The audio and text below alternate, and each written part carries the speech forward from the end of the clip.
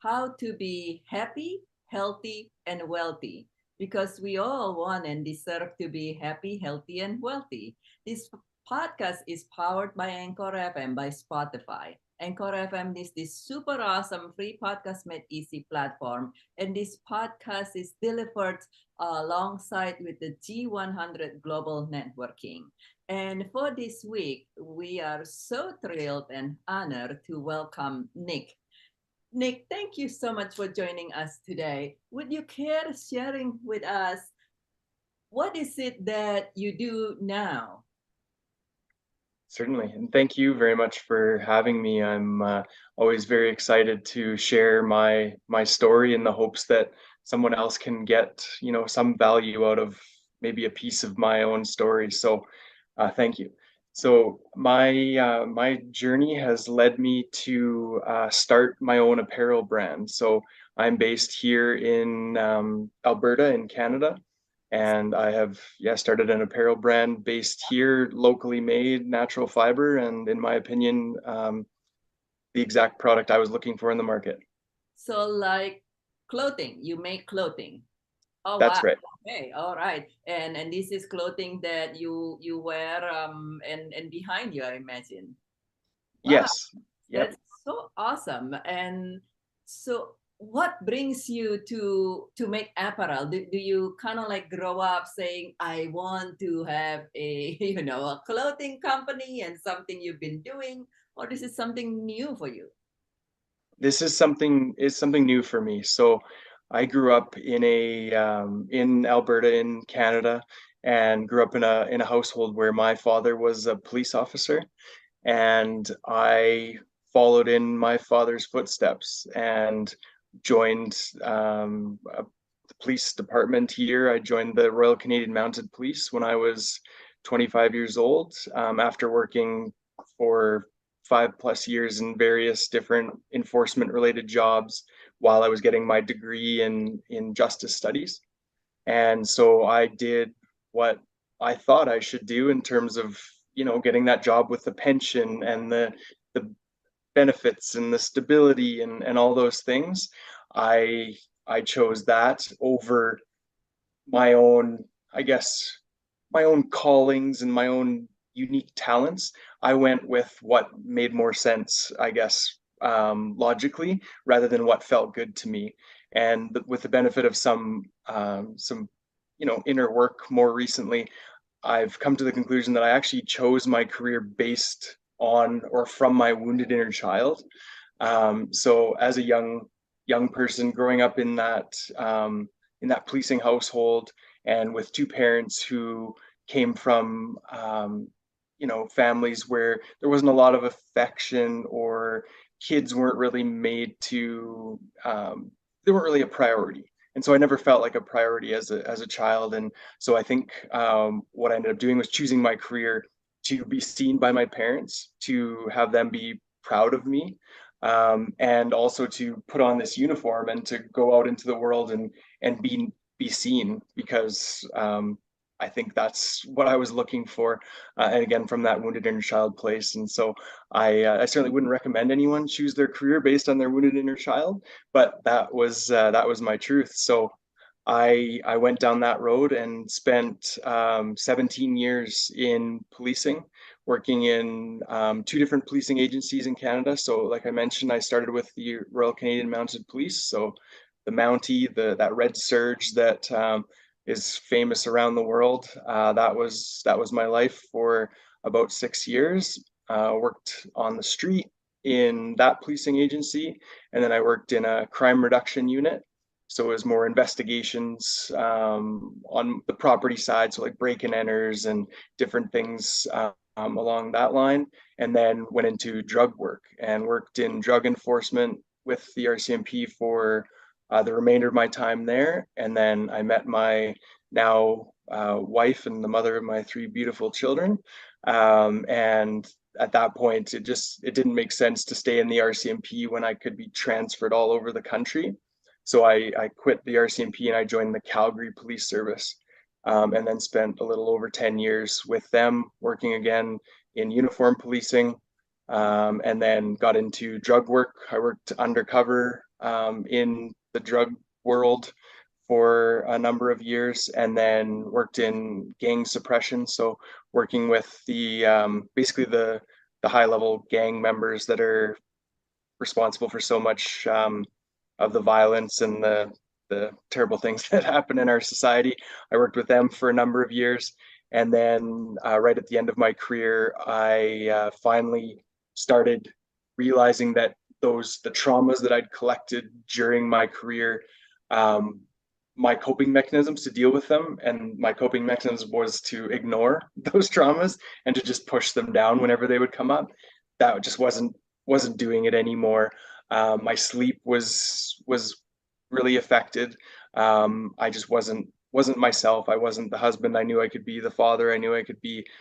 So for the first time, I sought help, and I because of my sleep initially, and that got me into a role that was kind of more on the sidelines, which was the first for me in my career.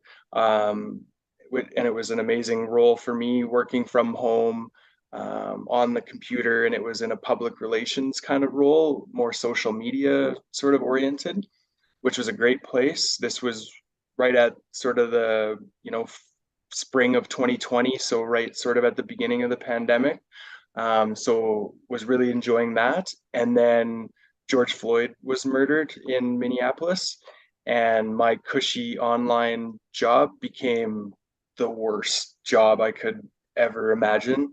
Coming from the background I did, undercover work and working with gang members and whatnot, I would have way rather have went back and dealt with those gang members or, those drug dealers than that online world during that summer of 2020, during the defund the police movements and the all the Black Lives Matter stuff, and the just the energy of it was just horrendous. And so I've struggled through that summer, and then on September 16th, 2020, I had a breakthrough from the outside, and definitely at the moment, in that moment, it felt a lot more like a breakdown, but with the benefit of hindsight, it was the best thing that ever happened to me, and it forced me to finally actually deal with those traumas that I'd collected, and that has really put me on a path to be in front of you today, to be totally honest. So it's been quite the journey these last few years for sure. Wow, that is definitely quite a journey, and it is so true that the police and anybody in the uh, first line worker, so to say, experience quite a bit on a day-to-day basis, and definitely during the pandemic and during the a lot of the unrest. It just quite a challenge there, and with the police I could only imagine. And that is so true. Being a grief specialist, it's just, many times people don't realize that all those things that you see on a day to day and a day to day, a little bit here and a little bit there. Many people say, oh, I'm going to just tough it up and tough it up, and that's not. I used in the for my clients, I say, don't be strong. I mean, there is place and time, of course, to be strong, but don't be strong, be smart instead. Yes. Because as you say that, when you trying to be strong, so to say, you end up hurting your family, and in addition to yourself, right? That is so one that is such a courageous move. For many people, they will many people say, oh, I'm gonna usually the logical move would be, oh, if I don't do policing, maybe try to find something else with, we talked earlier, something with good pension still, and this and that. Were you, was there any time that you feel kind of like, oh my God, what am I doing? Or a little scared or a little hesitant? Or you just kind of like, yeah, I'm going to do this. I'm going to be a smoothie. Yeah, no, there's moments all the time where that the ego kicks in a little bit, and trying to keep me safe, and it questions a lot of the things that I'm doing. But that being said, I have this deep inner knowing that I what I'm doing right now brings me joy, and it's truly in alignment with my skills and just the reason why I think I was put on this planet, in order to, yeah, be creative and to actually, make something that people can wear, and it's healthy for them because it's natural fibers, and it makes them feel a certain way that helps them to go out into their own lives and be the best person that they can be. But yes, to answer your question, absolutely, there's those moments where that logic comes in and I question everything. But I'm I'm stubborn enough, that I, I I just keep moving forward. I didn't get this far down this road to give up now. And what really keeps me going now is just the thought that I know that, you know, down the road, however many years, I will never look back and wonder what could have been if I would have went all in. Because I'm going all in, and so we'll see what the future holds. But it feels good to me, and so that's what I'm gonna keep on doing. So some people would say, well, yeah, that's true, but why didn't you, many people who are thinking about transitioning, right? They might say, but why didn't you work part-time? Kind of like play it safe, one foot here and one foot there. Do you have any advice or any tips or any insight when people say, but you should just like part-time, still hang on to your benefits, right? Things like that. Yeah, and I don't think that's bad advice at all for people where their circumstances are such that that's a possibility. For me, I'll kind of elaborate on my story and I guess explain why that wasn't a possibility for me.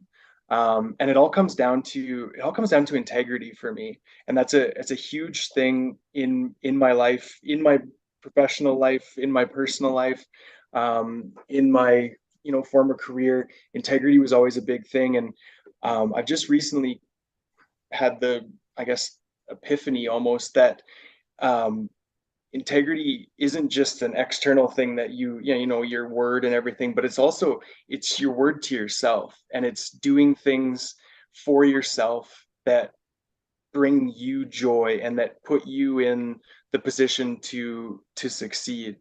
And so, that yeah, but at the same time, for sure, if you can hold on to your 9 to 5 job and build your side hustle while you're still working, that's not bad advice at all. And that was something that I did start the very early part of this journey while I was still a police officer. And so this has been kind of unfolding over the past 3 years. But for me, so when I had my breakthrough at work, I knew in that moment again that I needed to deal with those traumas. And so that was my priority. So I went to work basically to heal all of those traumas with all of the psychologists and everything that the service was able to provide to me. I was just an open book. I was willing to talk to anyone that could potentially help me. And I tried various different psychologists, and it just wasn't none of them were really, they just weren't getting me back to myself, basically, is what it comes down to. And so I finally found about, I think, my second or third psychologist I felt good about or good with, I had a good rapport. And we did a lot of the EMDR, and we did a lot of exposure therapy and some traditional talk therapies, and that got me a certain amount of, I guess, distance from those traumas, but I still wasn't myself. And for me, I knew personally that what I needed was something, outside of the traditional realm. And so I found a psychologist who is also a shaman, or is also a shaman, and with the assistance of psilocybin, so magic mushrooms, I was able to, and with that supervision of that psychologist, I was able to process those traumas in an afternoon. in a way that they no longer affect me. My they remain as memories, of course, those incidents, but they don't hold an emotional charge over me anymore. And so prior to that healing journey, I had been all the testing and all that had been done, and I was PTSD and on the severe side. And that was in early January of 2022, so just over a year ago.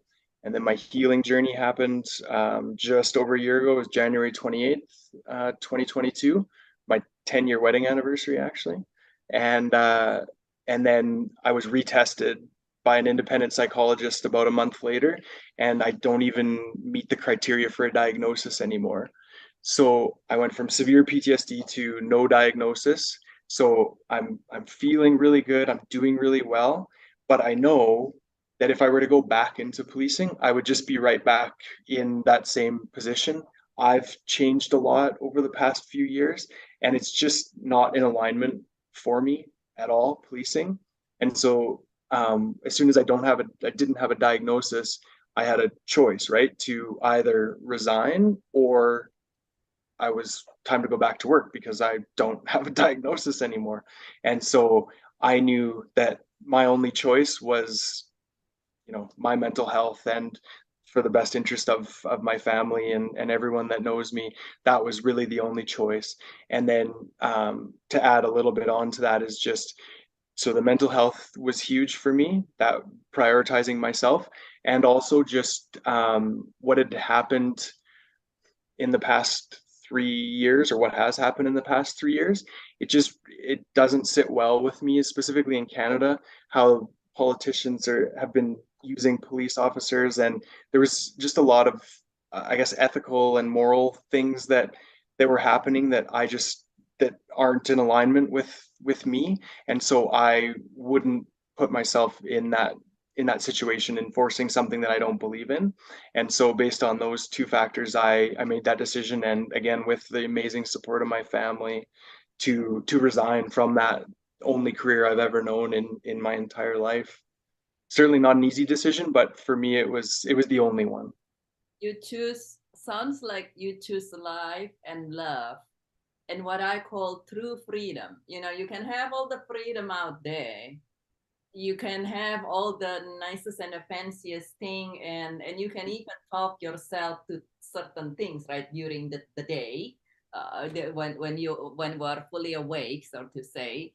But then there are times when many people experience when you go to sleep at night, like you said, that's when things coming to you, even if it doesn't keep you up, as you're going to sleep, your heart says something. And so sounds like you choose life and love, life, your life and your family life, and love, and following what you love, and true freedom, right from your heart, which is so beautiful.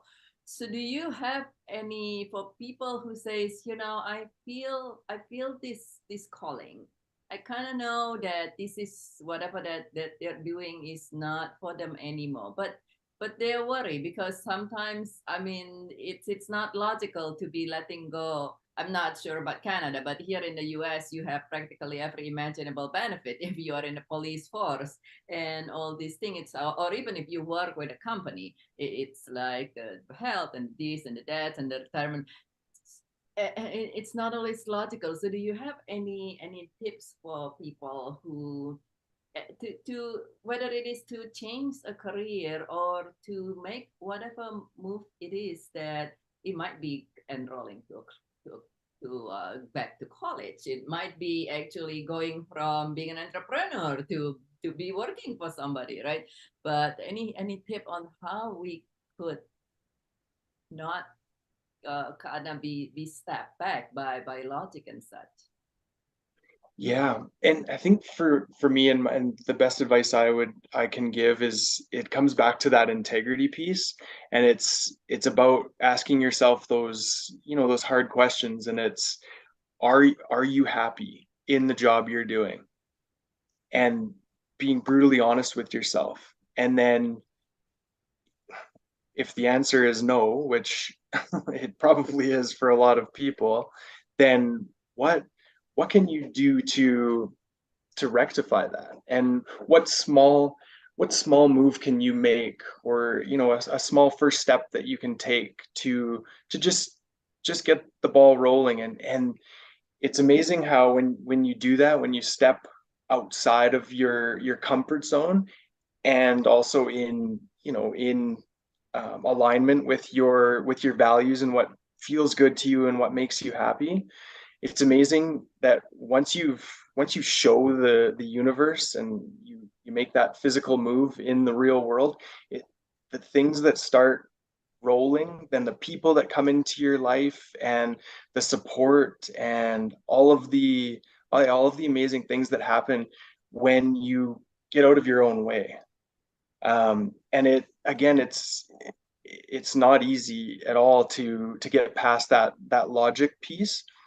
But I keep coming back to this saying, and it's in my own life, and um, it's basically, does what I'm doing right now support the life I'm trying to create?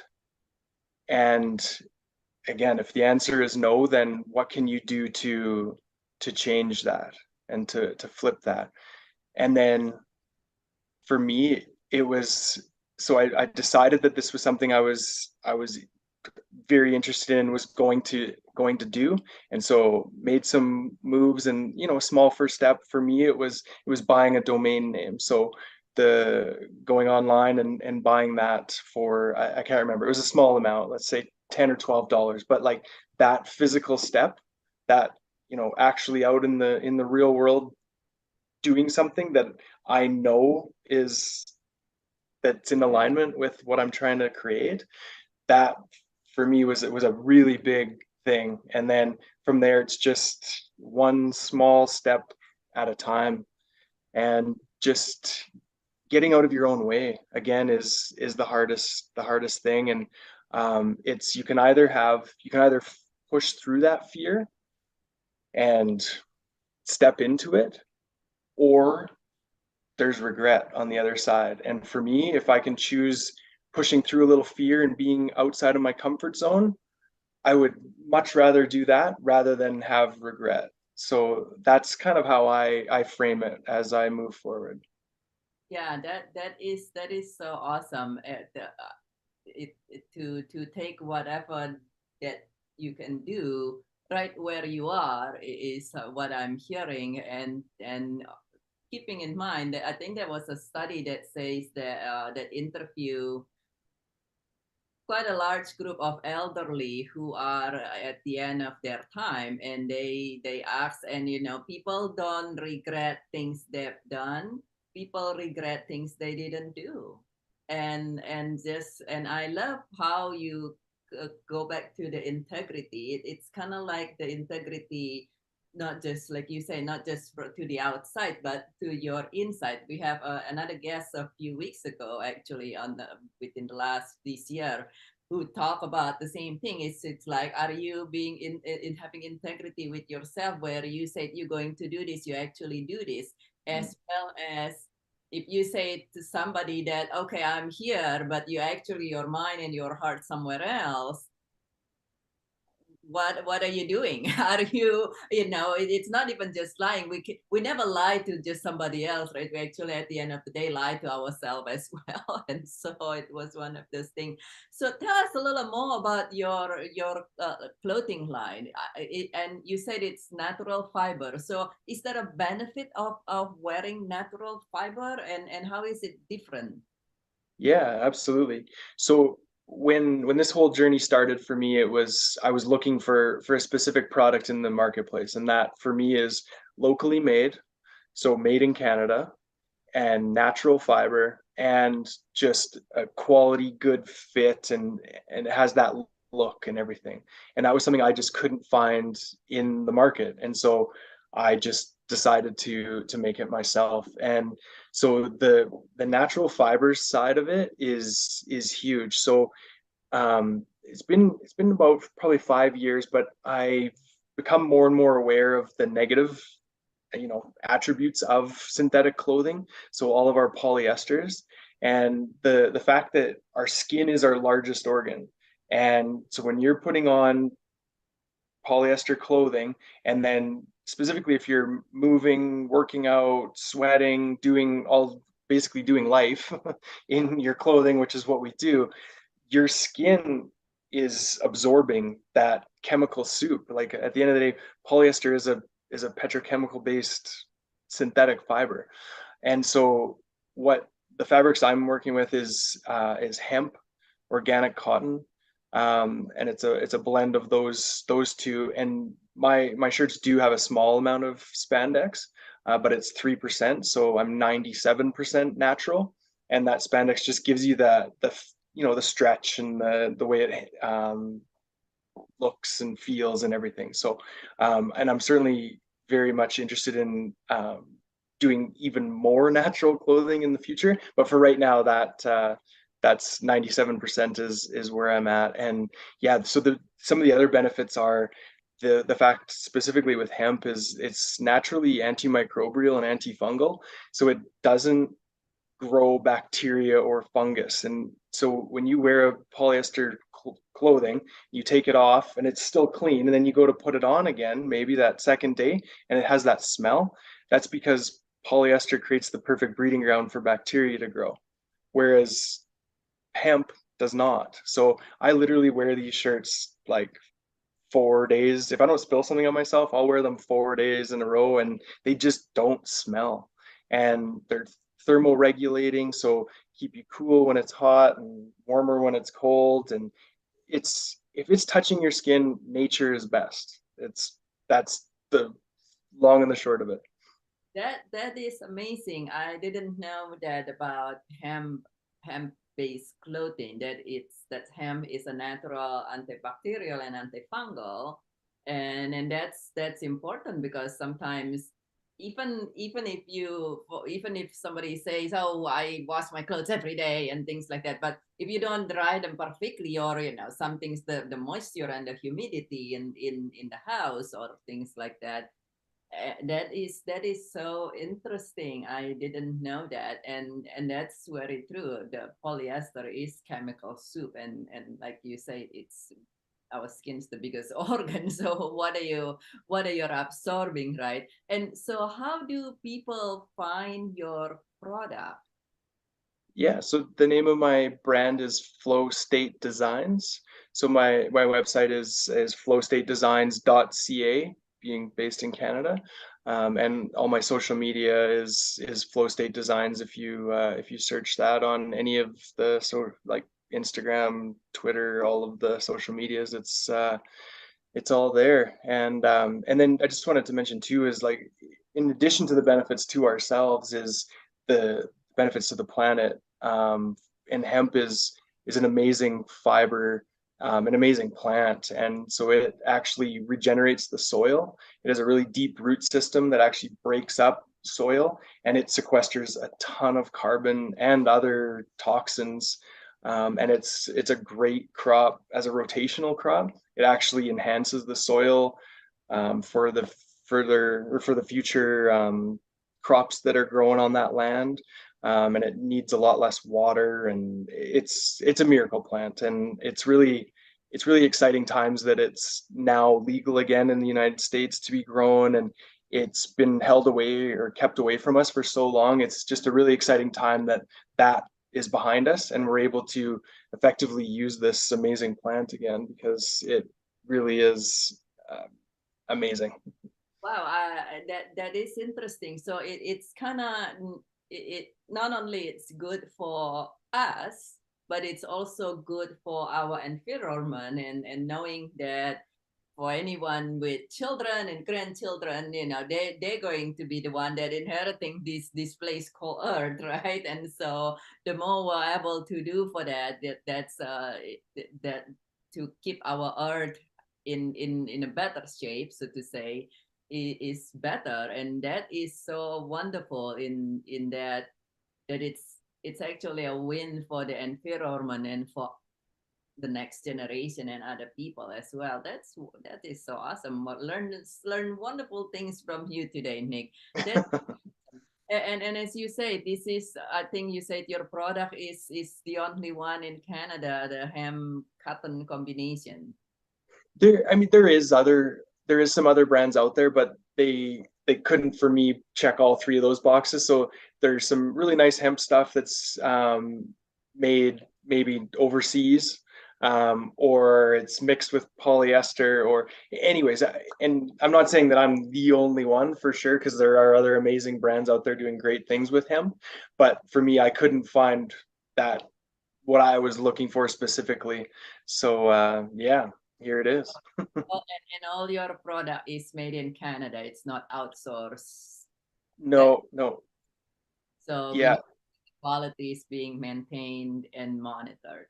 totally. And then the energy of it too, right? Like the energy of my product is I'm legitimately building the absolute best that I can at this point, and with the economies of scale and everything that I'm at. And so you can just feel that when you put on a piece of clothing, and that it wasn't made in in just horrible conditions somewhere overseas.